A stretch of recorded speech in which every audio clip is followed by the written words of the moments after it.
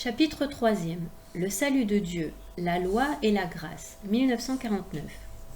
Appelé à la béatitude, mais blessé par le péché, l'homme a besoin du salut de Dieu. Le secours divin lui parvient dans le Christ par la loi qui le dirige et dans la grâce qui le soutient. Travaillez avec crainte et tremblement à accomplir votre salut. Aussi bien Dieu est là qui opère en vous à la fois le vouloir et l'opération même, au profit de ses bienveillants desseins. Article 1. La loi morale, 1950. La loi morale est l'œuvre de la sagesse divine. On peut la définir au sens biblique comme une instruction paternelle, une pédagogie de Dieu. Elle prescrit à l'homme les voies, les règles de conduite qui mènent vers la béatitude promise. Elle proscrit les chemins du mal qui détournent de Dieu et de son amour. Elle est à la fois ferme dans ses préceptes et aimable dans ses promesses. 1951. La loi est une règle de conduite édictée par l'autorité compétente en vue du bien commun.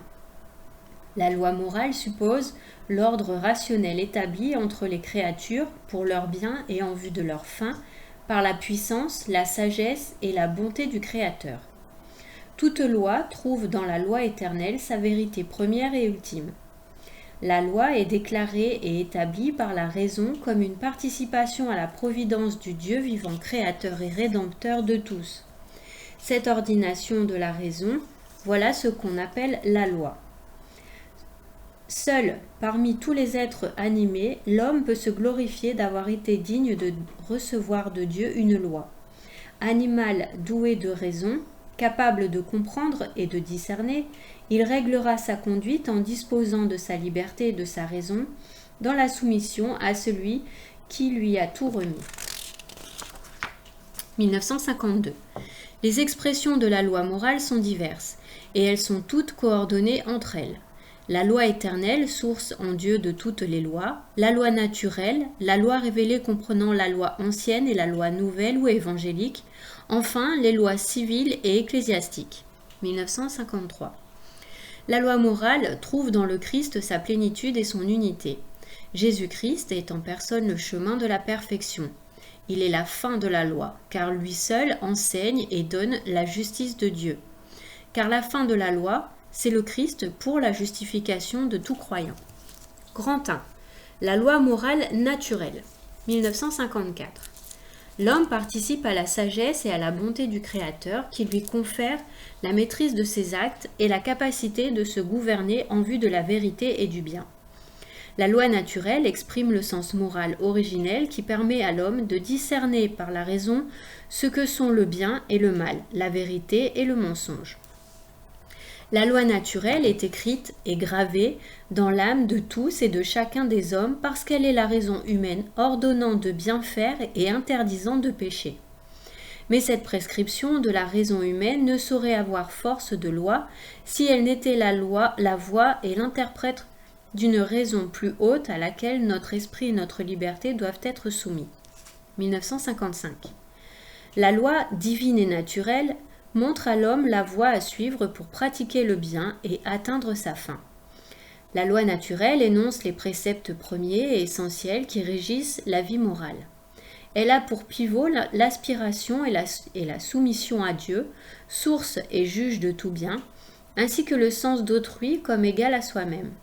Elle est exposée en ses principaux préceptes dans le Décalogue.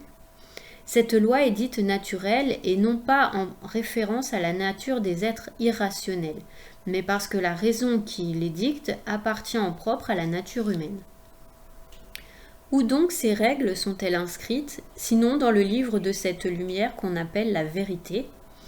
C'est là qu'est écrite toute la loi juste. C'est de là qu'elle passe dans le cœur de l'homme qui accomplit la justice, non qu'elle émigre en lui, mais elle y pose son empreinte, à la manière d'un sceau qui d'une bague passe à la cire, mais sans quitter la bague. La loi naturelle n'est rien d'autre que la lumière de l'intelligence mise en nous par Dieu. Par elle, nous connaissons ce qu'il faut faire et ce qu'il faut éviter. Cette lumière ou cette loi, Dieu l'a donnée à la création. 1956. Présente dans le cœur de chaque homme et établie par la raison, La loi naturelle est universelle en ses préceptes et son autorité s'étend à tous les hommes. Elle exprime la dignité de la personne et détermine la base de ses droits et de ses devoirs fondamentaux. Il existe certes une vraie loi, c'est la droite raison. Elle est conforme à la nature, répandue chez tous les hommes. Elle est immuable et éternelle. Ses ordres appellent au devoir, ses interdictions détournent de la faute. C'est un sacrilège que de la remplacer par une loi contraire.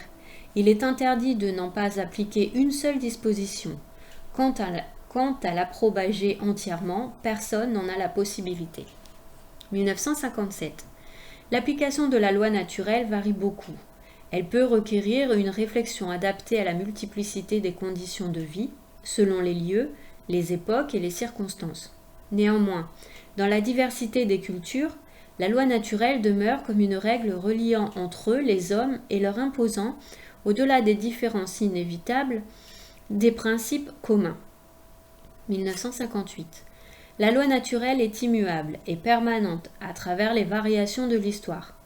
Elle subsiste sous le flux des idées et des mœurs et en soutient le progrès. Les règles qui l'expriment demeurent substantielles, valables. Même si l'on renie jusqu'à ses principes, on ne peut pas la détruire ni l'enlever du cœur de l'homme. Toujours elle ressurgit dans la vie des individus et des sociétés. Le vol est assurément puni par ta loi, Seigneur, et par la loi qui est écrite dans le cœur de l'homme et que l'iniquité elle-même n'efface pas. 1959. Œuvre très bonne du Créateur. La loi naturelle fournit les fondements solides sur lesquels l'homme peut construire l'édifice des règles morales qui guideront ses choix. Elle pose aussi la base morale indispensable pour l'édification de la communauté des hommes. Elle procure enfin la base nécessaire à la loi civile qui se rattache à elle, soit par une réflexion qui tire les conclusions de ses principes, soit par des additions de nature positive et juridique. 1960. Les préceptes de la loi naturelle ne sont pas perçus par tous d'une manière claire et immédiate. Dans la situation actuelle, la grâce et la révélation sont nécessaires à l'homme pécheur pour que les vérités religieuses et morales puissent être connues de tous et sans difficulté, avec une ferme certitude et sans mélange d'erreurs. La loi naturelle procure à la loi révélée et à la grâce une assise préparée par Dieu et accordée à l'œuvre de l'Esprit. Grand 2. La loi ancienne, 1961. Dieu, notre Créateur et notre Rédempteur, s'est choisi Israël comme son peuple et lui a révélé sa loi, préparant ainsi la venue du Christ. La loi de Moïse exprime plusieurs vérités naturellement accessibles à la raison. Celle-ci se trouve déclarée et authentifiée à l'intérieur de l'Alliance du Salut. 1962. La loi ancienne est le premier état de la loi révélée. Ses prescriptions morales sont résumées dans les 10 commandements. Les préceptes du Décalogue posent les fondements de la vocation de l'homme, façonné à l'image de Dieu.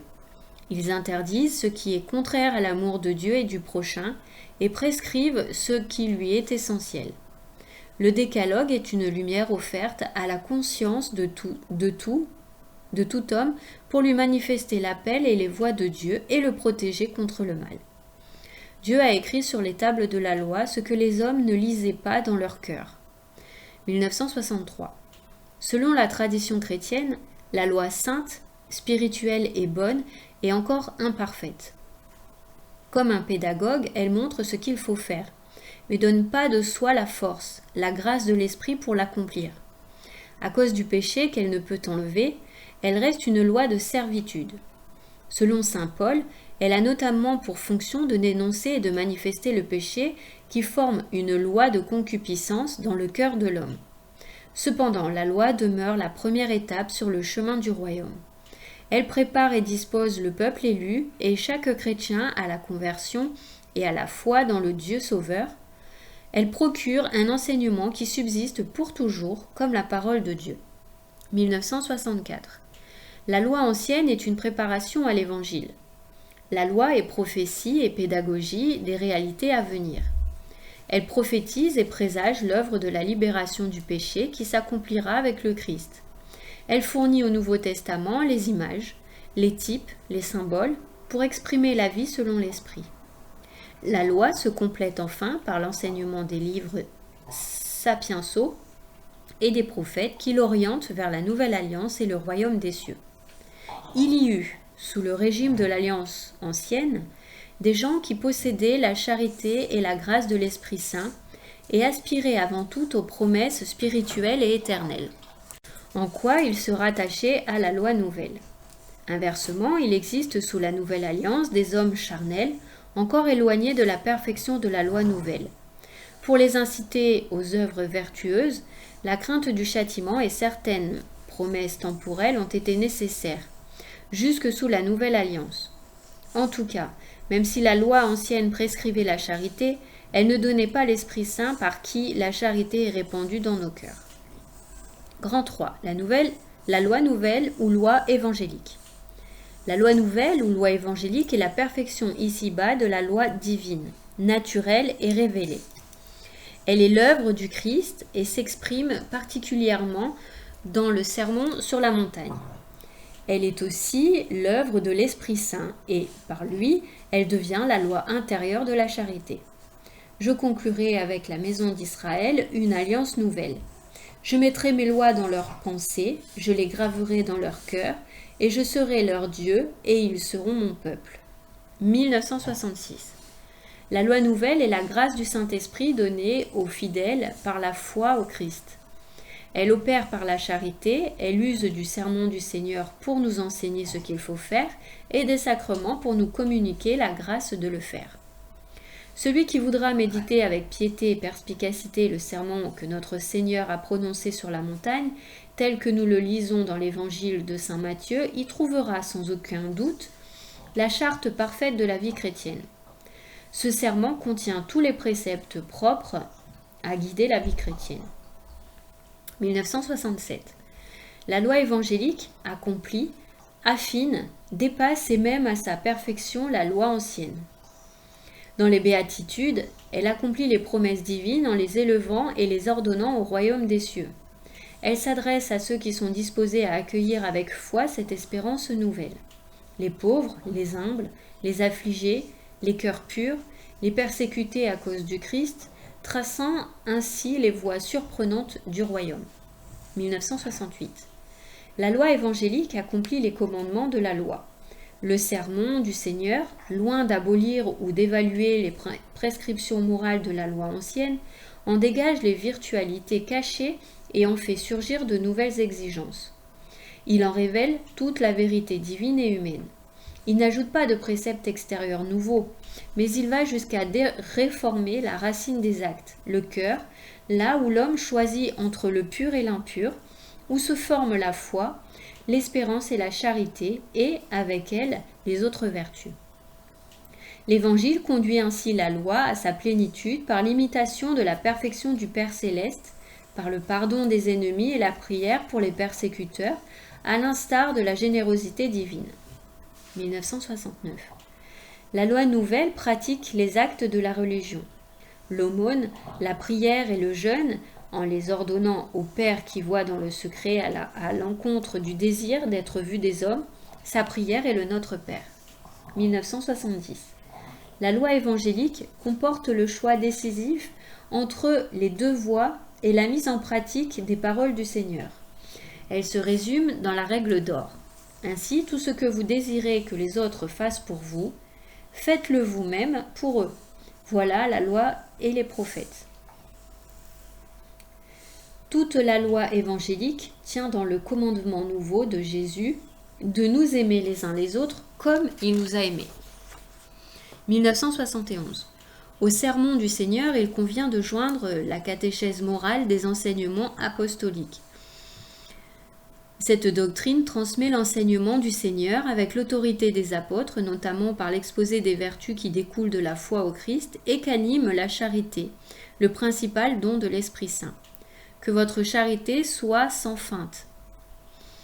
Que l'amour fraternel vous lie d'affection avec la joie de l'espérance, constant dans la tribulation, assidu à la prière, prenant part aux besoins des saints, avide de donner l'hospitalité. Cette catéchèse nous apprend aussi à traiter les cas de conscience à la lumière de notre relation au Christ et à l'Église. 1972. La loi nouvelle est appelée une loi d'amour parce qu'elle fait agir par l'amour qu'infuse l'Esprit Saint plutôt que par la crainte. Une loi de grâce parce qu'elle confère la force de la grâce pour agir par le moyen de la foi et des sacrements. Une loi de liberté parce qu'elle nous libère des observances rituelles et juridiques de la loi ancienne, nous incline à agir spontanément sous l'impulsion de la charité et nous fait enfin passer de la condition du serviteur qui ignore ce que la charité et nous fait enfin passer de la condition du serviteur qui ignore ce que fait son maître, à celle de l'ami du Christ, car tout ce que j'ai appris de mon Père, je vous l'ai fait connaître, ou encore à la condition de fils héritier. 1973. Outre ces préceptes, la loi nouvelle comporte aussi les conseils évangéliques. La distinction traditionnelle entre les commandements de Dieu et les conseils évangéliques s'établit par rapport à la charité, perfection de la vie chrétienne. Les préceptes sont destinés à écarter ce qui est incompatible avec la charité.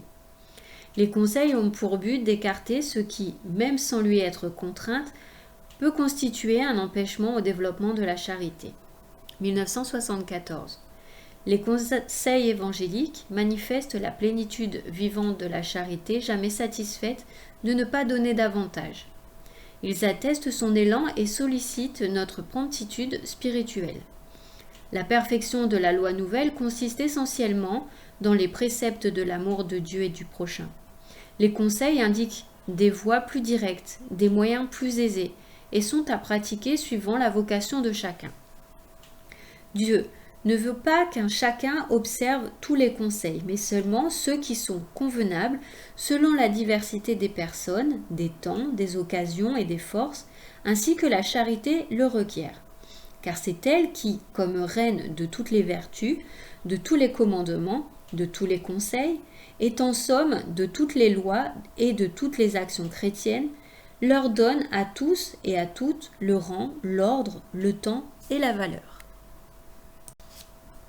En bref, 1975. Selon l'Écriture, la loi est une instruction paternelle de Dieu prescrivant à l'homme les voies qui mènent à la béatitude promise et proscrivant les chemins du mal. 1976. La loi est ordination de la raison au bien commun, promulguée par celui qui a la charge de la communauté. 1977. Le Christ est la fin de la loi, lui seul enseigne et accorde la justice de Dieu. 1978. La loi naturelle est une participation à la sagesse et à la bonté de Dieu par l'homme, formé à l'image de son Créateur. Elle exprime la dignité de la personne humaine et forme la base de ses droits et de ses devoirs fondamentaux. 1979. La loi naturelle est immuable, permanente à travers l'histoire. Les règles qui l'expriment demeurent substantiellement valables. Elle est une base nécessaire à l'édification des règles morales et à la loi civile. 1980.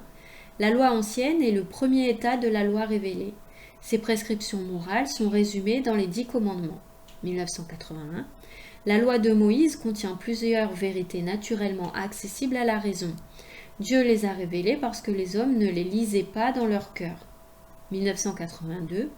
La loi ancienne est une préparation à l'Évangile. 1983. La loi nouvelle est la grâce du Saint-Esprit reçue par la foi au Christ, opérant par la charité. Elle s'exprime notamment dans le sermon du Seigneur sur la montagne et use des sacrements pour nous communiquer la grâce. 1984. La loi évangélique accomplie dépasse et mène à sa perfection la loi ancienne. Ses promesses par les béatitudes du royaume des cieux, ses commandements en réformant la racine des actes, le cœur. 1985, la loi nouvelle est une loi d'amour, une loi de grâce, une loi de liberté. 1986, outre ces préceptes, la loi nouvelle comporte les conseils évangéliques. La sainteté de l'Église est entretenue spécialement par les conseils multiples que le Seigneur a proposés à l'observation de ses disciples dans l'Évangile. Article 2. Grâce et justification. Grand 1. La justification. 1987.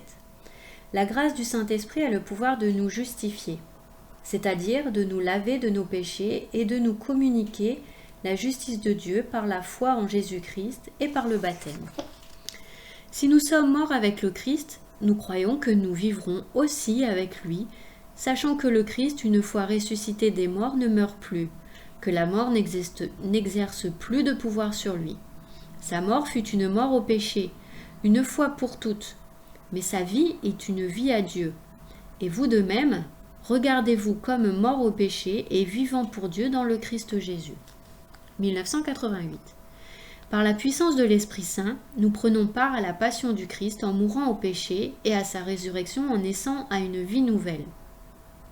Nous sommes les membres de son corps qui est l'Église, les sarments greffés sur la vigne qui est lui-même. C'est par l'Esprit que nous avons part à Dieu, par la participation de l'Esprit, nous devenons participants de la nature divine. C'est pourquoi ceux en qui habite l'Esprit sont divinisés. 1989. La première œuvre de la grâce de l'Esprit Saint est la conversion qui opère la justification selon l'annonce de Jésus au commencement de l'Évangile. Convertissez-vous, car le royaume des cieux est tout proche. Sous la motion de la grâce, l'homme se tourne vers Dieu et se détourne du péché, accueillant ainsi le pardon et la justice d'en haut. La justification comporte donc la rémission des péchés, la sanctification et la rénovation de l'homme intérieur. 1990. La justification détache l'homme du péché qui contredit l'amour de Dieu et en purifie son cœur. La justification fait suite à l'initiative de la miséricorde de Dieu qui offre le pardon.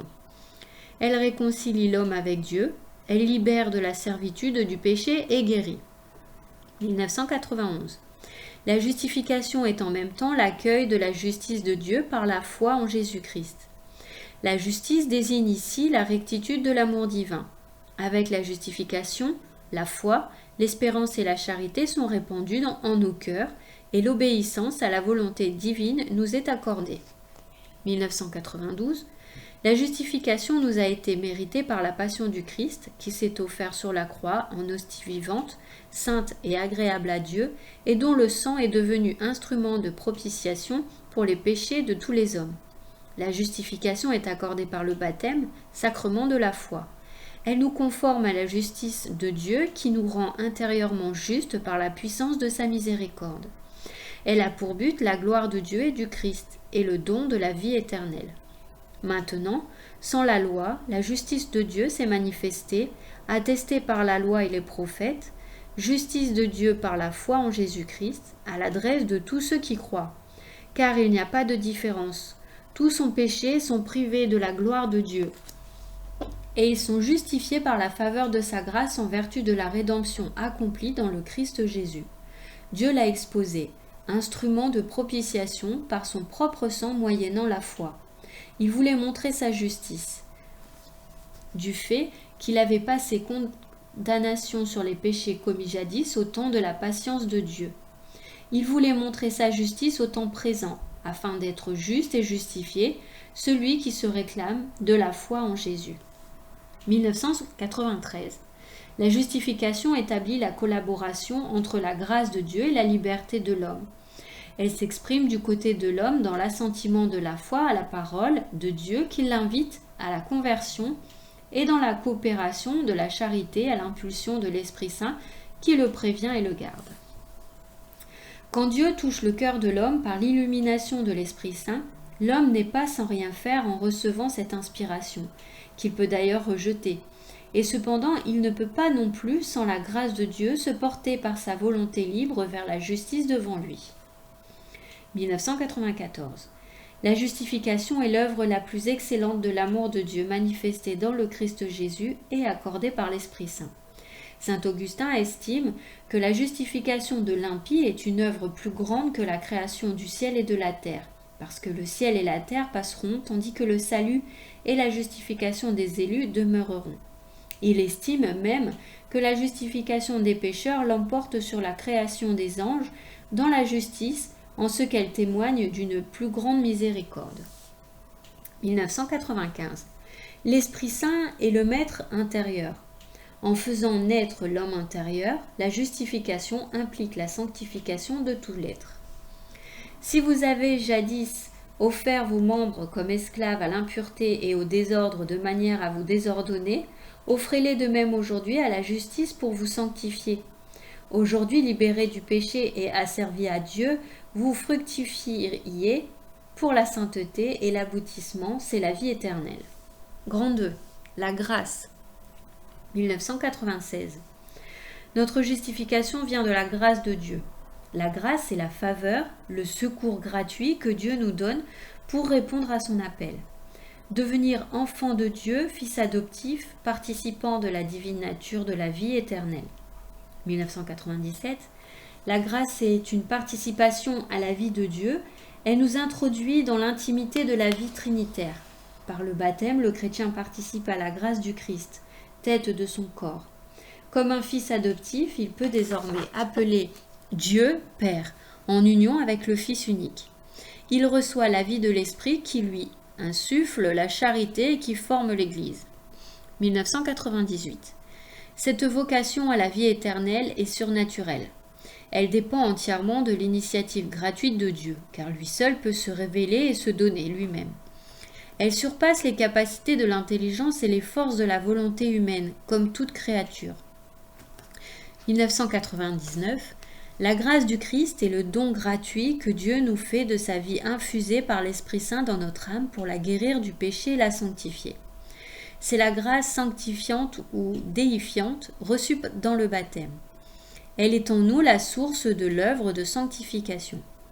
Si donc quelqu'un est dans le Christ, c'est une création nouvelle. L'être ancien a disparu. Un être nouveau est là. Et le tout vient de Dieu qui nous a réconciliés avec lui par le Christ. 2000. La grâce sanctifiante est un don habituel, une disposition stable et surnaturelle, perfectionnant l'âme même pour la rendre capable de vivre avec Dieu, d'agir par son amour. On distinguera la grâce habituelle, disposition permanente à vivre et à agir selon l'appel divin, et les grâces actuelles qui désignent les interventions divines, soit à l'origine de la conversion, soit au cours de l'œuvre de la sanctification. 2001. La préparation de l'homme à l'accueil de la grâce est déjà une œuvre de la grâce. Celle-ci est nécessaire pour susciter et soutenir notre collaboration à la justification par la foi et à la sanctification par la charité. Dieu achève en nous ce qu'il a commencé, car il commence en faisant en sorte, par son opération, que nous voulions. Il achève en coopérant avec nos vouloirs déjà convertis. Certes, nous travaillons nous aussi, mais nous ne faisons que travailler avec Dieu qui travaille, car sa miséricorde nous a devancés pour que nous soyons guéris, car elle nous suit encore pour qu'une fois guéris, nous soyons vivifiés. Elle nous devance pour que nous soyons appelés, elle nous suit pour que nous soyons glorifiés. Elle nous devance pour que nous vivions selon la piété, elle nous suit pour que nous vivions à jamais avec Dieu, car sans lui, nous ne pouvons rien faire. 2002. La libre initiative de Dieu réclame la libre réponse de l'homme, car Dieu a créé l'homme à son image, en lui conférant avec la liberté le pouvoir et le connaître et de l'aimer. L'âme n'entre que librement dans la communion de l'amour. Dieu touche immédiatement et meurt directement le cœur de l'homme. Il a placé en l'homme une aspiration à la vérité et au bien que lui seul peut combler. Les promesses de la vie éternelle répondent au-delà de toute espérance à cette aspiration. Si toi, au terme de tes œuvres très bonnes, tu t'es reposé le 7e jour, c'est pour nous dire d'avance par la voix de ton livre qu'au terme de nos œuvres, qui sont très bonnes, du fait même que c'est toi qui nous les as données, nous aussi au sabbat de la vie éternelle, nous nous reposerions en toi. 2003. La grâce est d'abord et principalement le don de l'Esprit qui nous justifie et nous sanctifie. Mais la grâce comprend aussi les dons que l'Esprit nous accorde pour nous associer à son œuvre, pour nous rendre capables de collaborer au salut des autres et à la croissance du corps du Christ, l'Église. Ce sont les grâces sacramentelles, dons propres aux différents sacrements. Ce sont en outre les grâces spéciales appelées aussi charisme, charisme, suivant le terme grec employé par saint Paul, et qui signifie faveur, don gratuit, bienfait. Quel que soit leur caractère, parfois extraordinaire, comme le don des miracles ou des langues, Les charismes sont ordonnés à la grâce sanctifiante et ont pour but le bien commun de l'Église. Ils sont au service par la charité qui édifie l'Église. 2004. Parmi les grâces spéciales, il convient de mentionner les grâces d'État qui accompagnent l'exercice des responsabilités de la vie chrétienne et des ministères au sein de l'Église. Pourvu de dons différents selon la grâce qui nous a été donnée, si c'est le don de prophétie, exerçons-le en proportion de notre foi. Si c'est le service en servant, l'enseignement en enseignant, l'exhortation en exhortant, que celui qui donne le fasse sans calcul, celui qui préside avec diligence, celui qui exerce la miséricorde en rayonnant de joie. 2005. Étant d'ordre surnaturel, la grâce échappe à notre expérience et ne peut être connue que par la foi. Nous ne pouvons donc nous fonder sur nos sentiments ou nos œuvres pour en déduire que nous sommes justifiés et sauvés. Cependant, selon la parole du Seigneur, c'est à leurs fruits que vous les reconnaîtrez.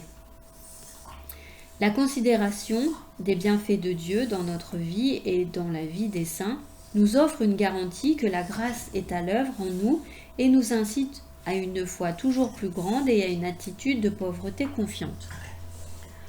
On trouve une des plus belles illustrations de cette attitude dans la réponse de sainte Jeanne d'Arc à une question piège de ses juges ecclésiastiques.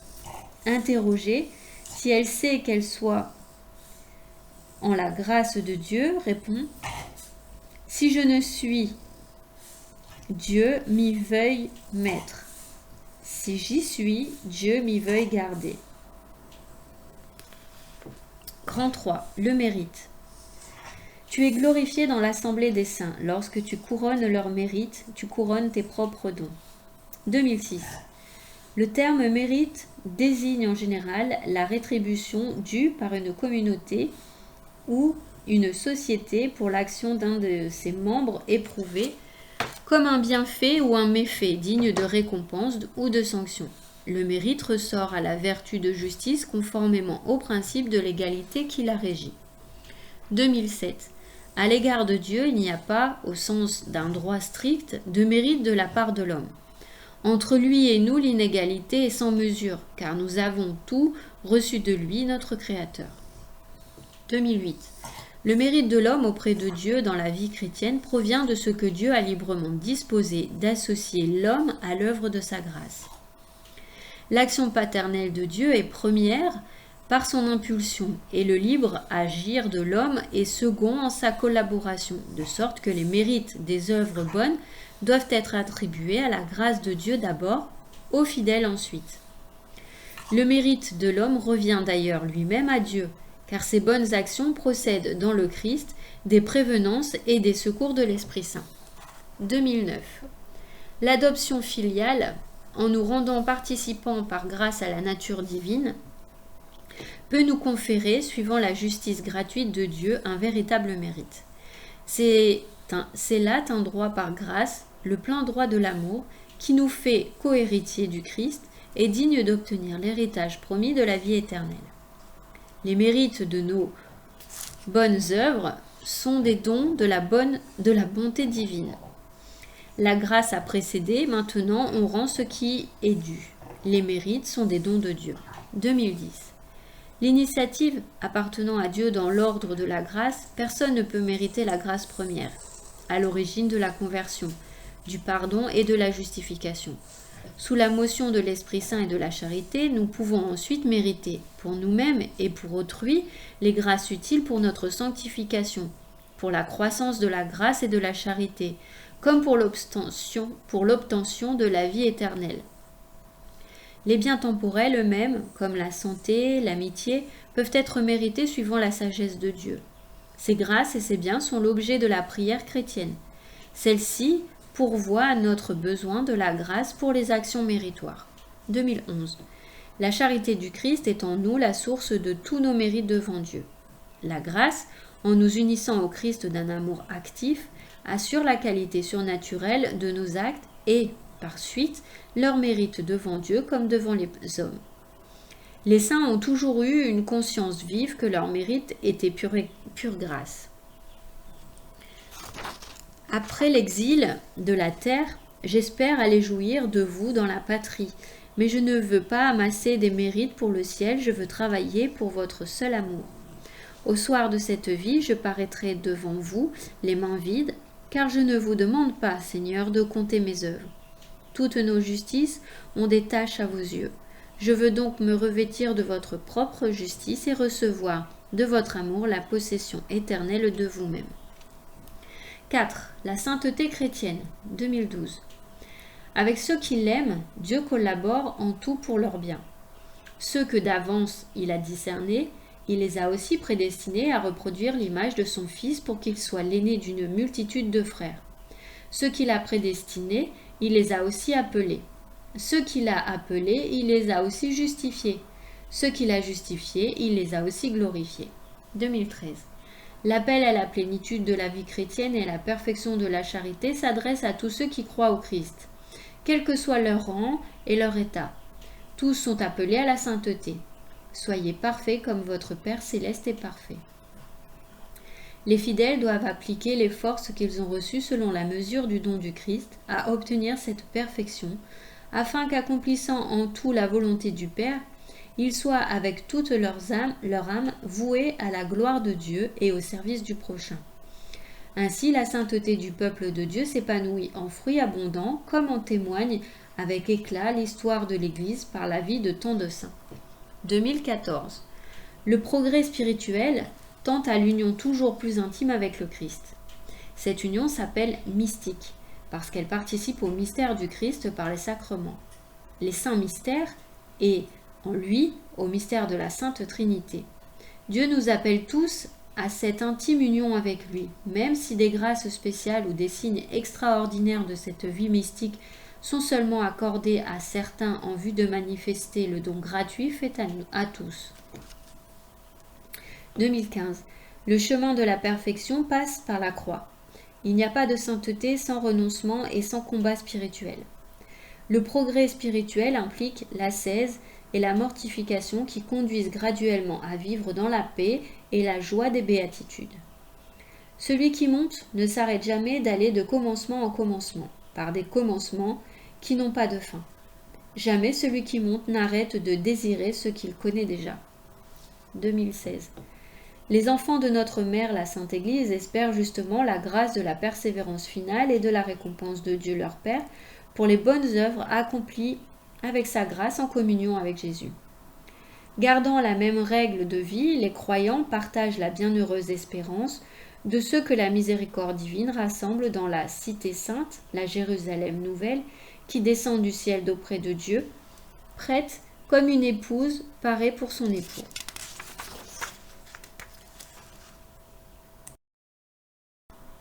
En bref, 2017.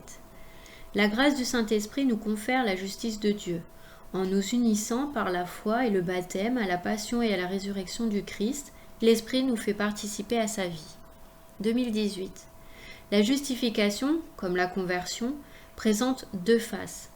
Sous la motion de la grâce, l'homme se tourne vers Dieu et se détourne du péché, accueillant ainsi le pardon et la justice d'en haut.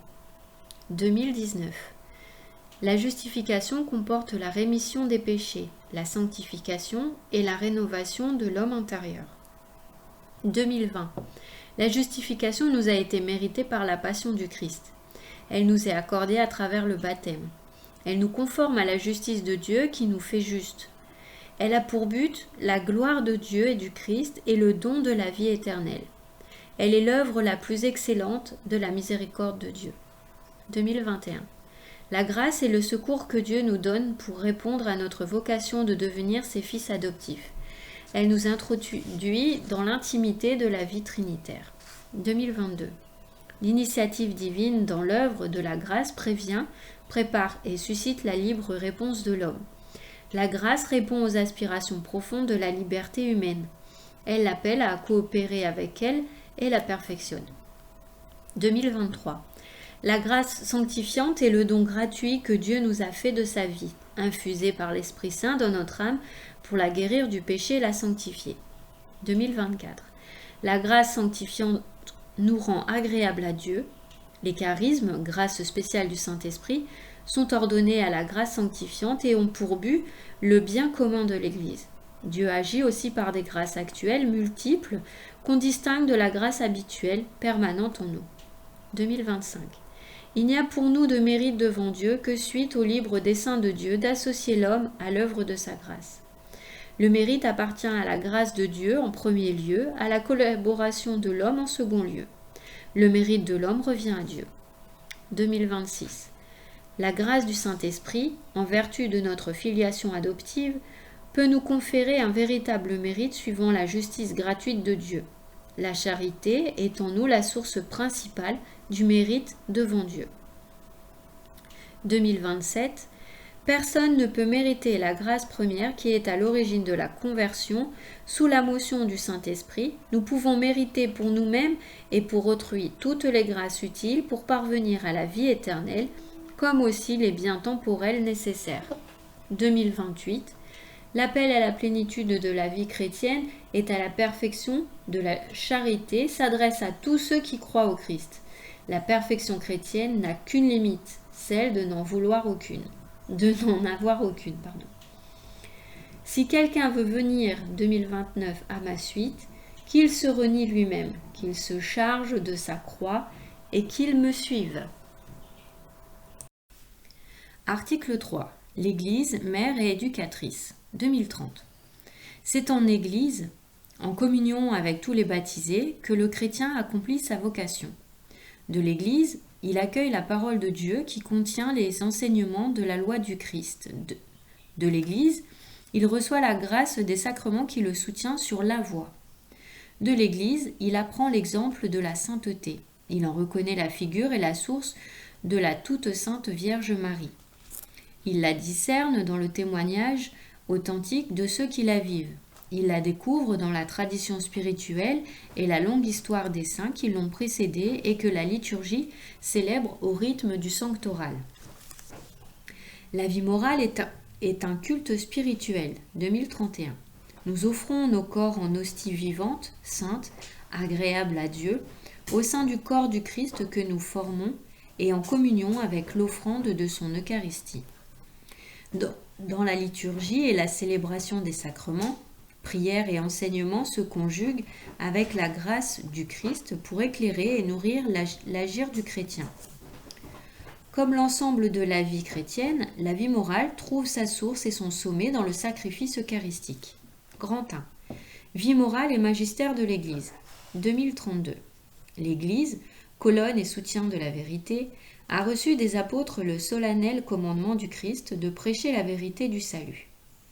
Il appartient à l'Église d'annoncer en tout temps et en tout lieu les principes de la morale, même en ce qui concerne l'ordre social, ainsi que de porter un jugement sur toute réalité humaine, dans la mesure où l'exigent les droits fondamentaux de la personne et le salut des âmes. 2033.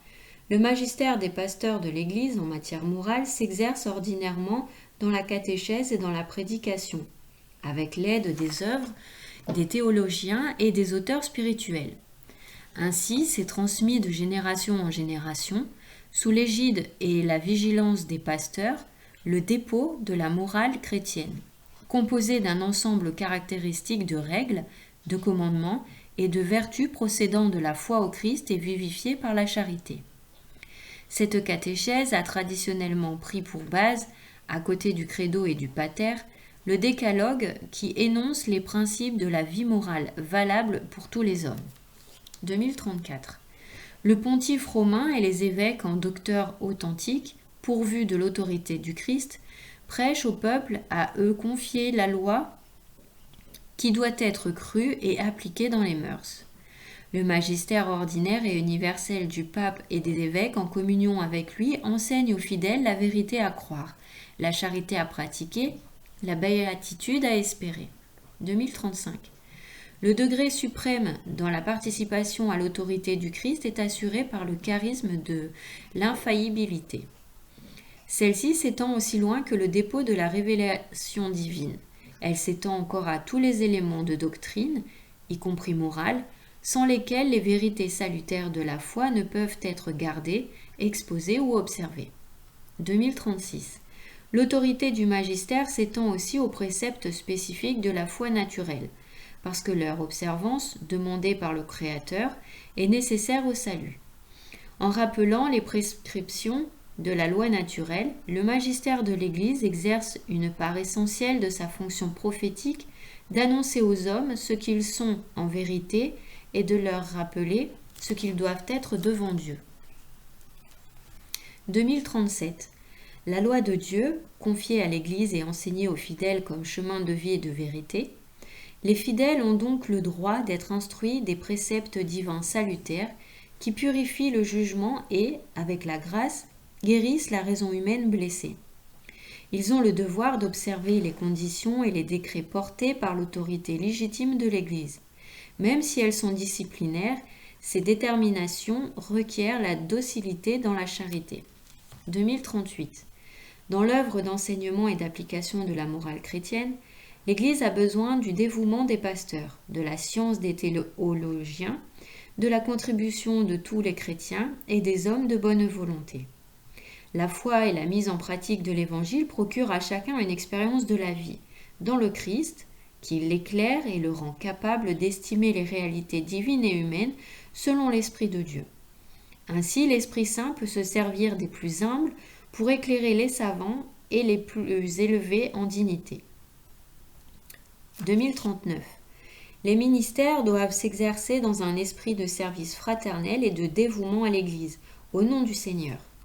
En même temps, la conscience de chacun, dans son jugement moral sur ses actes personnels, doit éviter de s'enfermer dans une considération individuelle. De son mieux, elle doit s'ouvrir à la considération du bien de tous, tel qu'il s'exprime dans la loi morale, naturelle et révélée, et conséquemment dans la loi de l'Église et dans l'enseignement autorisé du magistère sur les questions morales. Il ne convient pas d'opposer la conscience personnelle et la raison à la loi morale ou au magistère de l'Église. 2040. Ainsi peut se développer parmi les chrétiens un véritable esprit filial à l'égard de l'Église. Il est l'épanouissement normal de la grâce baptismale qui nous a engendrés dans le sein de l'Église et rendus membres du corps du Christ. Dans sa sollicitude maternelle, l'Église nous accorde la miséricorde de Dieu qui l'emporte sur tous nos péchés et agit spécialement dans le sacrement de la réconciliation. Comme une mère prévenante, elle nous prodigue aussi dans sa liturgie, jour après jour, la nourriture de la parole et de l'Eucharistie du Seigneur. Grand 2. Les commandements de l'Église. 2041. Les commandements de l'Église se placent dans cette ligne d'une vie morale reliée à la vie liturgique et se nourrissant d'elle. Le caractère obligatoire de ces lois positives édictées par les autorités pastorales a pour but de garantir aux fidèles le minimum indispensable dans l'esprit de prière et dans l'effort moral, dans la croissance de l'amour de Dieu et du prochain. 2042. Le premier commandement, les dimanches, messe, entendra et les fêtes pareillement. Demande aux fidèles de participer à la célébration eucharistique où se rassemble la communauté chrétienne, au jour qui commémore la résurrection du Seigneur. Le deuxième commandement, tous tes péchés confessera à tout, le moins une fois l'an. Assure la préparation à l'Eucharistie par la réception du sacrement de la réconciliation qui continue l'œuvre de conversion et de pardon du baptême. Le troisième commandement, ton Créateur, tu recevras au moins à Pâques humblement. Garantit un minimum dans la réception du corps et du sang du Seigneur en liaison avec les fêtes pascales, origine et centre de la liturgie chrétienne. 2043. Le quatrième commandement, les fêtes tu sanctifieras, qui te sont de commandement. Complète l'observance dominicale par la participation aux principales fêtes liturgiques qui honorent les mystères du Seigneur, la Vierge Marie et les saints. Le cinquième commandement, le jeûne prescrit gardera et l'abstinence également. Assure les temps d'ascèse et de pénitence qui nous préparent aux fêtes liturgiques. Il contribue à nous faire acquérir la maîtrise sur nos instincts et la liberté du cœur. Les fidèles ont encore l'obligation de subvenir, chacun selon ses capacités, aux nécessités matérielles de l'Église. Grand 3. Vie morale et témoignage missionnaire. 2044. La fidélité des baptisés est une condition primordiale pour l'annonce de l'Évangile et pour la mission de l'Église dans le monde. Pour manifester devant les hommes sa force de vérité et de rayonnement, le message du salut doit être authentifié par le témoignage de vie des chrétiens. Le témoignage de la vie chrétienne et les œuvres accomplies dans un esprit surnaturel sont puissants pour attirer les hommes à la foi et à Dieu. 2045. Parce qu'ils sont les membres du corps dont le Christ est la tête, les chrétiens contribuent, par la constance de leurs convictions et de leurs mœurs, à l'édification de l'Église. L'Église grandit, s'accroît et se développe par la sainteté de ses fidèles, jusqu'à ce que soit constitué l'homme parfait dans la force de l'âge, qui réalise la plénitude du Christ. 2046. Par leur vie, selon le Christ, les chrétiens hâtent la venue du règne de Dieu, du règne de la justice, de la vérité et de la paix. Ils ne délaissent pas pour autant leurs tâches terrestres, fidèles à leur maître, ils les remplissent avec droiture, patience et amour. En bref, 2047. La vie morale est un culte spirituel. L'agir chrétien trouve sa nourriture dans la liturgie et la célébration des sacrements. 2048.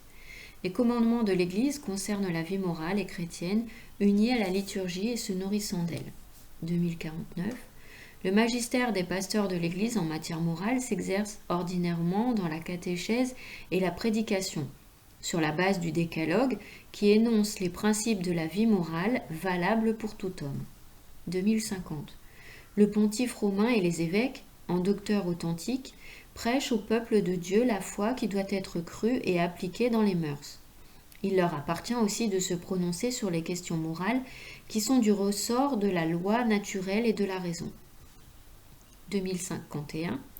L'infaillibilité du magistère des pasteurs s'étend à tous les éléments de doctrine, y compris morale, sans lesquels les vérités salutaires de la foi ne peuvent être gardées, exposées ou observées. Les 10 commandements. Exode 20, 2, 17. Je suis le Seigneur ton Dieu, qui t'ai fait sortir du pays d'Égypte, de la maison de servitude. Tu n'auras pas d'autre Dieu devant moi.